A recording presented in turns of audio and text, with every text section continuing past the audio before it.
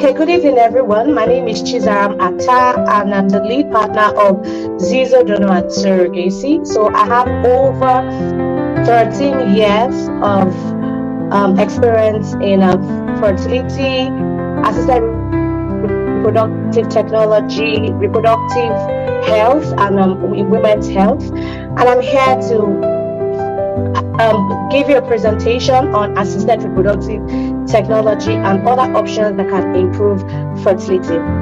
Let me equally say that I feel very honored to be amongst you all today. I mean, great women, and I chose the background of green as olive because I see green as something beautiful.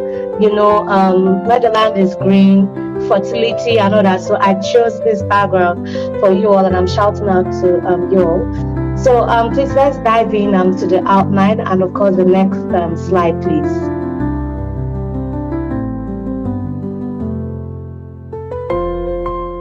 Please can you move to the next slide? Okay, yeah. So I'll be running you through from the definition of ART and other options that are very, very open to you to improve your fertility.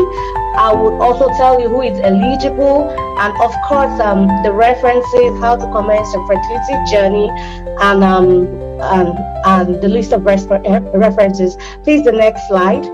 So basically, ART stands for Assisted Reproductive Technology.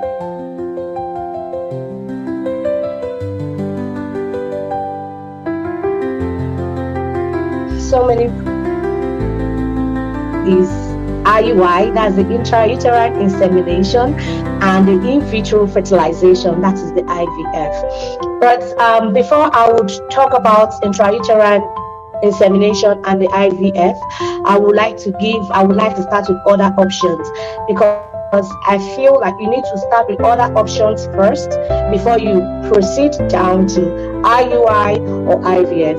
Now, most times you can't talk about infertility without talking about the male and female reproductive parts, that's the reproductive system, because in Nigeria there's usually this myth that comes with when two people are trying out, or if one is experiencing infertility, they tend to point fingers and push it towards the woman. But I'm here to tell you that it's the equal ratio, right? Like the ratio with men and the female infertility, it's quite distinct. It's not towards the female aspect. So before you get into assisted reproductive technology, it's very, very good. I know that some people, even probably partners, couple, or in their trying moments, they tend to have, before you can say one is expressing infertility, you must have had unprotected sex for like six months to 1 year, in the bedroom. And truth be told, every cycle a woman has like 25% chance to be pregnant. Okay, so I'm sorry, can you still go back to the next go to the previous slide so that you can see it. The first slide is quite small. I'm still talking about the other options. There are other options that are actually very open to people, and it's exercise. First of all, people will tell you exercise, but I'm here telling you that at times exercise can actually distort your hormones. Very good, you can do meditation, yoga, mild exercises, but we do not advise women who are trying to or rather male and female who are looking for the fruit of the womb to go do extreme exercises. So first things first, when you're talking about other options, I will talk hugely on diet. Diet and lifestyle modification is really, really key. Even when you think about doing IVF or IUI, you must check your diet and your lifestyle modification. It means diet, you have to watch the things you eat. Eat diet, balanced diet at the right proportions. Lifestyle modification, if you are a smoker, this is the time to stop it. If you have some habits of if you have a sedentary lifestyle, please, this is the time to actually walk around. Now, when you talk about whenever these other options do not work. And of course, if you're also medicated, for example, if you have been treated for diabetes mellitus, hypertension, and other medical conditions that can actually impact on your fertility health, it's also good for you to declare and also take your medications religiously to ensure that everything is intact and you're getting, the right proportion, and your hormones are quite balanced. Now, I always advise women who are trying to look for male and female who are actually looking for children to always try to get relaxed. Okay, you don't need so much stress. In as much as research will tell you that even IVF and all those ART procedures are equally stressful. Yes and no, but most times it's actually good for you to be calm, of good spirits, and of course take things one step at a time. For intrauterine insemination, basically I'm not going to go to explain all my slides, but it's been very, very helpful in such a way that if men have poor or low mobility of sperm, like motility rate and all that, you can actually help by facilitating this by going through intrauterine insemination. You may need to also have some form of stimulation, like taking follicular stimulation hormones to actually stimulate your ovaries. And of course, you have to do this under a physician, a gynae who is an expertise in this, time you and trigger you and tell you when to come for your intrauterine insemination. You need your tubes, please. You need your tubes to be perfect to go through IUI. And also, if you choose to equally do it with, you can actually do IUI with even a donor sperm. That's if your partner is actually suffering from severe oligospermia or azoospermia, and you could choose to use the donor semen, you can actually get this option. IUI is quite open to you before you proceed to IVF. There are some women who will need to go straight to IVF, especially with the age and also other conditions that are actually relating to both the female and the women health. I try not to make it a woman's thing because, truth be told, infertility affects both male and female. Then if you proceed down to IVF will actually involve series of, first of all, you need to come and register with a doctor or a specialist. Go for an appointment, have your consultation. It involves super ovulation. This super ovulation is equally known as ovarian hyperstimulation, where you get to take hormonal injections, that are follicular stimulating hormones, hormone injections, FSH, to stimulate your ovaries. And of course, you go through a series of scans and you're being monitored closely to be sure you don't come down with certain risk factors that are associated with IVF, such as OHSS and others. We have to also check that you don't have endocavitary fluid. And of course, you commence with the embryos. The making of the embryos is going to involve your own semen, your husband's semen, or your partner's semen, and your oocytes. Or equally, there are some people that will also need the third party ART options, and that's the sperm donation or probably the oocyte donation. If you need to do that, then you have to do this to actually create embryos to have your embryo transfer. Okay, so in third party assisted ART, this is where the sperm donors, the egg donors, the surrogates, and gestational carriers come in. Okay, so there are different types of surrogacy, or surrogates, but we're not going to be talking about that. But basically, when you hear third party assisted ART, is basically involving donor oocytes, where a woman who has probably ovarian age-related ovarian decline, or probably has a very low AMH and can't be stimulated at that time, you get a younger donor. You have an agency or even the fertility clinic help you recruit these young donors who are medically clean, who are psychologically and mentally fit for this ovum donation. Let me equally say that ovum donation is done for altruistic purposes. So it's not like you're paying them, because there's no amount of money you can pay to both your donors and also the gestational carrier, who equally come and help this couple have their own miracle as they're awaiting the miracle. So there are other options that are equally that are very open for people. You don't need to go straight into IVF or intrauterine insemination, except you have tried all these options like diet, lifestyle modification that we have talked about, supplementation.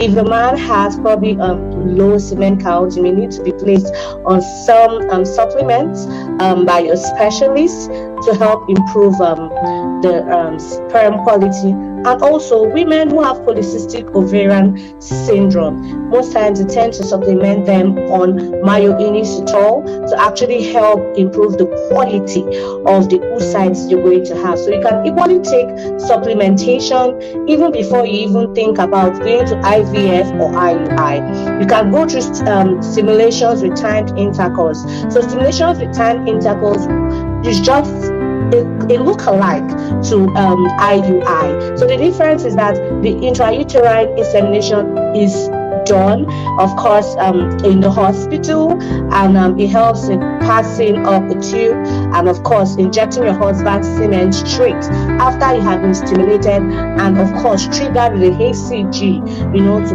cause or release that oocyte to first out. So the difference with this is that in stimulations with timed intercourse, the doctor may decide to use his discretion by giving you some Clomid tablets first to start. I know so many of us are familiar with Clomid, or maybe some people have heard about someone say, "Oh, I took Clomid, and that was to help the woman to actually ovulate," and she had sex in the bedroom, of course, timed. She was monitored, had folliculometry. When they ensured that her oocytes were up to 19 to 21 mm, that's ready, they could actually give you the HCG hormone and advise you when to have this timed intercourse with your partner, and you end up having your beautiful miracle EV. Let me equally say that most of these procedures from the IUI, the IVF, have their rates, okay? Their rates. Some clinics have their own rates. I'm talking about their success rates this time around. And you may even do like several stimulations, like with timed intercourse. It could be the first or the second time. You may be lucky to get pregnant the first time, the second time, or after the third time. But it's advised not to do all these things on your own. Please always seek the medical professionals. Seek guidance for all this to avoid complications that come with all these ART procedures. Please, can you move to the next slide?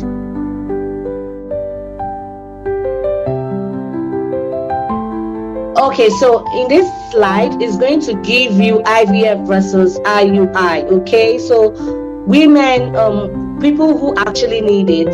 So first of all, we know that if you have challenges or you've been experiencing challenges in having children, despite having over 6 months to 1 year unprotected sex, you may actually benefit from IUI. And also, if you're of a younger age and your anti-Mullerian hormone and your intra-follicular counts are good and great, and your physician says, "Oh, we give you a pass," you can actually stimulate you.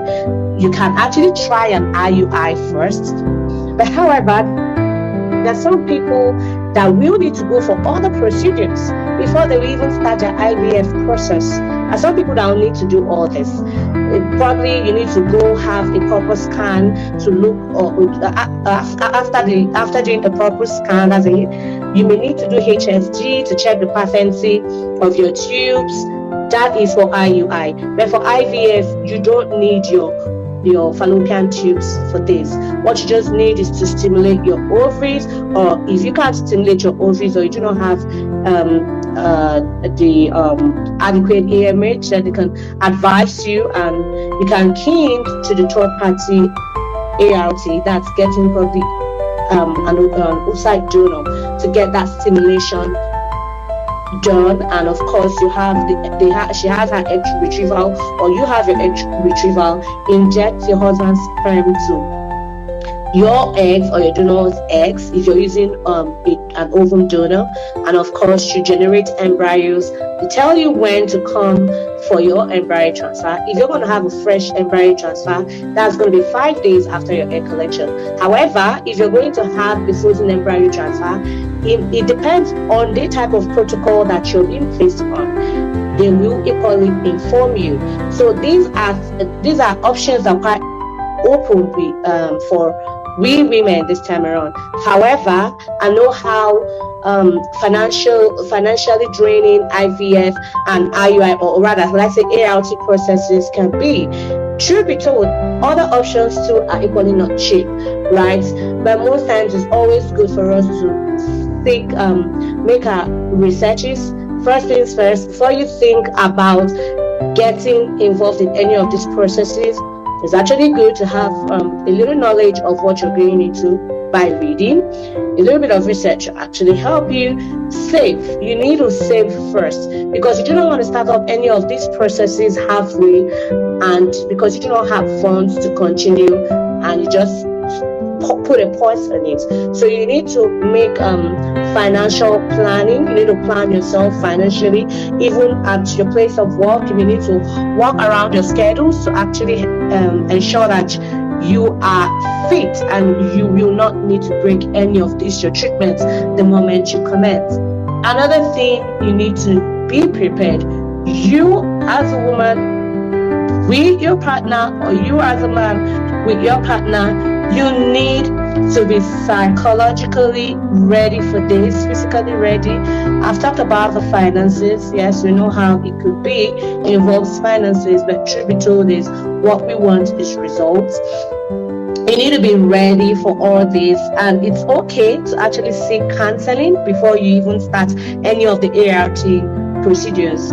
Even if you tend towards using the options, we know infertility comes with lots of pressure, so it's also good and comfortable, it's convenient, it's very, very advisable to actually seek a counseling session rather. Have a counseling session before you commence any of this. And please, it's good to actually have this unity. If you're doing it as a single woman, fine. If you are doing it with your partner, it's okay. But please be sure that you're mentally ready for it, financially ready, and you're open to it. You have read through it. You know the possible risk that one can equally come down with it, and you equally know that it could fail either which way. You should be ready. But of course, I'm not going to erase the spirituality aspects. Whenever you're doing things, it's equally good. You back it up with prayers, you hold up with it, have faith, be hopeful, and go into it. Okay, it just makes you to all be pumped up and ready for it. You also need to have you need to have your spirituality should equally be back up as you're going into this, because as women of faith, remember it's even in the Bible that the Tanya's even if your faith as tiny as mustard seed, right, it can actually move mountains. So please, while you're doing all these preparations and readiness, be equally sure that you're also putting it in the hands of God, and of course you're going in with a very good and positive personality. You're going in through these procedures with positivity. Okay, so please, the next slide. I'm sorry, please, I hope I'm not too fast. I hope you all can hear me. I like myself to be engaging either which ways, but I'm sorry. I guess my network and also the situation surrounding how I came in didn't also allow me to have enough time. However, while you may need to consider some ART options, even if you decide to try it naturally, you can equally experience these risks that are over there. Okay, so there are risks that are actually associated with with ART procedures like hyperstimulation syndrome, that's ovarian hyperstimulation syndrome. You could have ovarian tension, especially if your ovaries are quite hyperstimulated and it's too extreme. And when you're on ART, you need to make water your friend. You need to take a lot of water. If you need to do mild exercises, please do. You need to eat right, and of course, we should also not really remember I said you should also be prepared mentally. Okay, so you can either conceive or you could fail. And also multiple gestation. I know these aspects, we Africans like it. Most times they come to meet us and say, oh, we want to have twins, we want to do IVF because we want to have twins, or want to do IVF, we want to go through stimulation with timed intercourse because we want to have twins. But I'm here to also tell you that it's also a risk. Remember when God created the women, created us to carry one. So most times if we have like twins, triplets, it's just like bless much, that's a chara to it. Okay, so you could equally have weight gains from all those injections, all those stimulations, because they are actually hormonal medications. I mean, birth defects could also come either which way. Whether you try the natural way or you try any of these ART procedures, or you could actually be told that, okay, their gamete mix-ups and embryo mix-ups, it could happen. Don't forget there's a human error. But however, it's good to make adequate research of the clinics or the agencies which you intend to use to run all these processes if you intend to go through the ART procedures. And I've talked about the financial and mental and physical aspect of it. So please, it's also good to make a research to it and take all the instructions from your professional, medical professionals. The next slide, please. So over the years, we've had lots of myths that come with women who want to explore the ART options. This myth too would equally come up with the other options. But truth be told is, whenever we talk about this aspect of the world, whenever I talk about IVF, surrogacy, IUI, they don't tend to welcome it so well. It's as bad as women go through the IVF processes, they get pregnant, they have children, of course they go to churches, they give testimonies, but either which way, they do not want to even open up and say, oh, I went through an IVF process. Okay, so but it's your decision to share. But what I'm just trying to say is, like, there's this myth that's surrounding ART procedures, and I only want to tell you that all this here, after this will involve, I expect the anchors to actually share the slides so that you can have it in your spare time. You can read through it. And also we have our references there too. If you need to read further, the links are equally attached. So most times I tell you, babies that are born through IVF don't even live up to age 40. That's not true. Most times they say, oh, babies that are birthed through IUI procedures or IVF procedures are not normal and healthy babies. No, that's not true. They say, oh, they were made in the lab, so they are artificial. No, let's forget about the name this time around. But I need to tell you that when they come to the world, they are normal. They do everything like everybody does. There's nothing different about them. Okay, so everything is the same. The difference is that, oh, you needed to go through the assisted reproductive technology, while maybe the other woman says, okay, I have other options. But either which way, please be kind to yourself. Do not be hard on yourself, and of course embrace life and its positive, and be positive as you go through your journey. We know how tough infertility could be. Then there are some things, there's some facts that it's even selling in the social media now about ovum donation. Some see it as an evil practice, witchcraft practice. Some they've turned it to just selling their insights. And no, please, that has nothing to do with organ donation. Please, whenever you have an ovum donor, that's just this young lady is being kind enough to actually give out some of her sites for altruistic purposes to help some families.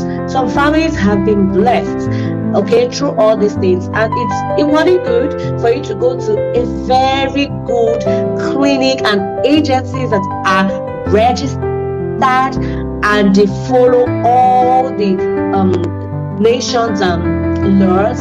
Okay, in Nigeria, they have to be registered, the AFRH, and of course members of SSPA for some for fertility support groups. That's the third-party facilities like the surrogacy agencies and the donor agencies.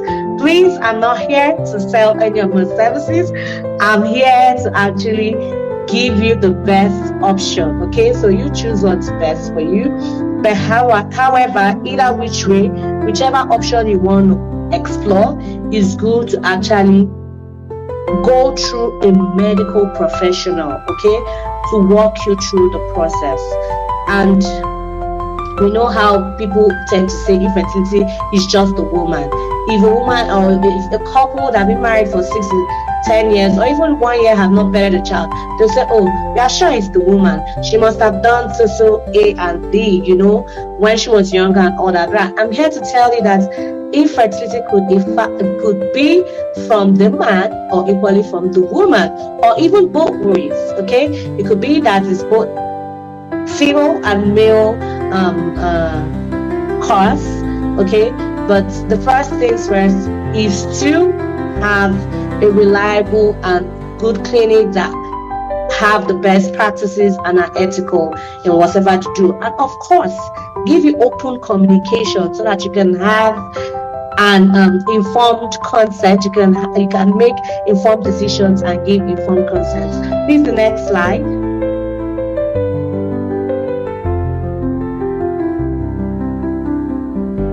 The next slide, please. Okay, yeah. So in general, I can tell you that in general, IVF has been good, and it's had like IVF, IUI, that's ART, any of the procedures. There are some people that started off with the point to have IVF and probably they went to hysteroscopy. It could be the diagnostic aspect or even the treatment aspect, took out some polyps, and while they're on course, they got pregnant naturally. So I equally want to tell you that ART has brought in lots of technology that has helped and improved and is been a life-changing impact, and it's brought lots of positive outcome to people, both long-term and short-term, to people who have had challenges in conceiving.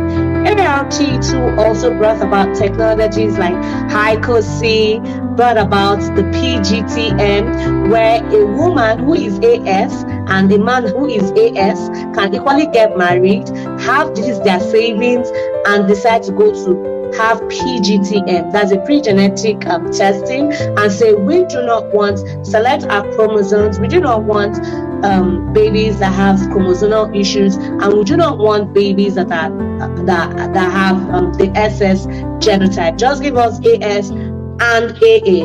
So it's also made it possible so that you don't have children that have single cell.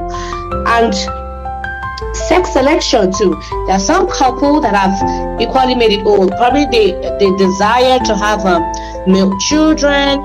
Some desire to have female, probably because they've had male children and don't want to have like a complete family. They want to complete their families. ART has been very, very helpful. ART has also brought about lots of technologies that have brought improvement in the fertility space, like the PIXI and also the ICSI. The ICSI has to do with injecting of eggs. This is you're injecting it directly instead of the conventional IVF that they were doing how many years ago, where they'll just put the semen, put the oocyte, and just watch and see if there's going to be fertilization. So ICSI has also made it a step ahead to improve fertilization, okay, and also for people to have more embryos because of these processes they go through. And I can tell you, as a fertility nurse and one who has had over 13 years of reproductive years experience, we are very big with emotional management. Please, before you go in for any of these processes, if you're equally trying to have children, it's good for you to see counselors. It's not even bad at all to actually seek emotional support from someone who is trusted or a medical practitioner. We have counselors, fertility counselors, that can actually guide you through all these processes. You don't even need to go deep into IUI or IVF. But if you decide to try the fertility options and you want to remain in the right state of mind, you can actually seek these fertility counselors to counsel you and also give you all the support you need. So I'm very, very big on emotional management. In fact, before you think about considering any clinic, agency, a third party fertility clinic, anyone you want to work with, ensure they're big on emotional management. Ensure they give you counseling before you start up any process or any option you intend to tilt towards. Even during the procedures and after procedures, emotional management is very, very key, because truth be told, it's not really easy to pull up all bottled up with you. And I tell you, you need support of people too who you love and feel comfortable with. Okay, so please, the next slide. So you can see that ART has actually helped, and at the same time, your diet and lifestyle modification does a great, like if you have a good diet, like you have good diet and good lifestyle modification, you live a healthy lifestyle, trust me, it's going to help greatly with your fertility, especially people with polycystic ovarian syndrome and polycystic ovaries. Okay, your diet helps, it goes a long way, because most times it may just be that you need to cut off carbohydrates from your food, or you need to cut it down at the barest minimum, so that it's going to help with digestion of insulin in your body. And guess what? You can start ovulating.